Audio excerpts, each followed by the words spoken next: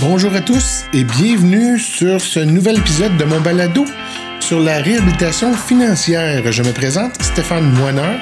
Je suis syndic autorisé en insolvabilité depuis maintenant plus de 20 ans et je suis au service tant des particuliers que des entreprises. Un syndic autorisé en insolvabilité, c'est quoi au juste? Autrefois connu comme un syndic de faillite. Un syndic est une personne titulaire d'une licence qui est émise par le Bureau du surintendant des faillites, organisme de réglementation du gouvernement fédéral, et le syndic est assujetti à des normes déontologiques strictes. L'un des principes fondamentaux de la loi sur la faillite et l'insolvabilité est de permettre à une personne malchanceuse de se libérer de ses dettes, de se réhabiliter financièrement. Un syndic est la meilleure personne pour vous guider dans une démarche pour vous sortir de la spirale de l'endettement. Comment se déroule la première rencontre avec un syndic autorisé en insolvabilité?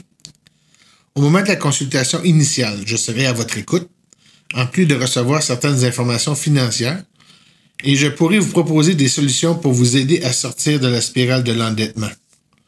Au moment de la prise en charge, qu'elle soit en personne ou virtuellement, je vais dresser la liste de vos actifs, de vos biens et de votre passif, vos dettes.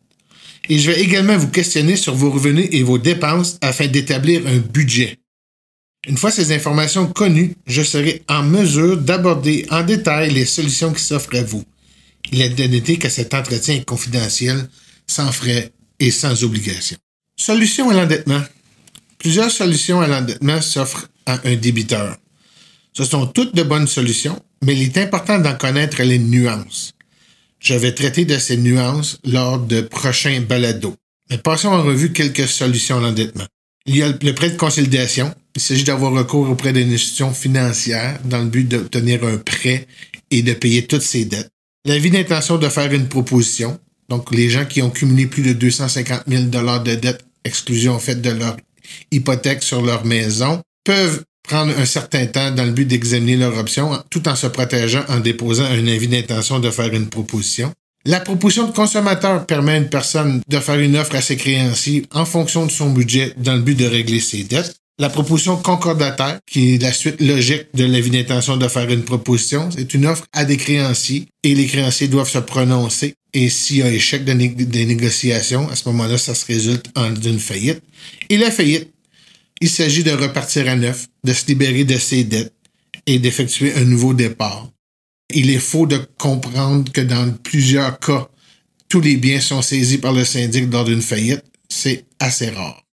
Il existe d'autres solutions, mais je ne voulais qu'aborder les plus fréquentes.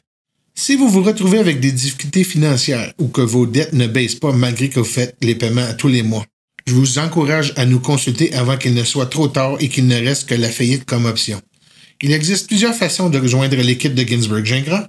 Par téléphone, le sans frais 1-800-567-1905. Par l'entremise de notre site web au www.ginsberg-gingras.com. Vous pouvez également prendre rendez-vous en ligne en visitant le ginsberg-gingras.com/prendre-rendez-vous ou pour me rejoindre directement par téléphone sans frais le 877-460-0920. Par texto, 450-990-1277. Par courriel, svmoineur@ginsberg-gingras.com. Ou pour prendre un rendez-vous en ligne directement avec moi, calendly.com/svmoineur/réunion-20-minutes.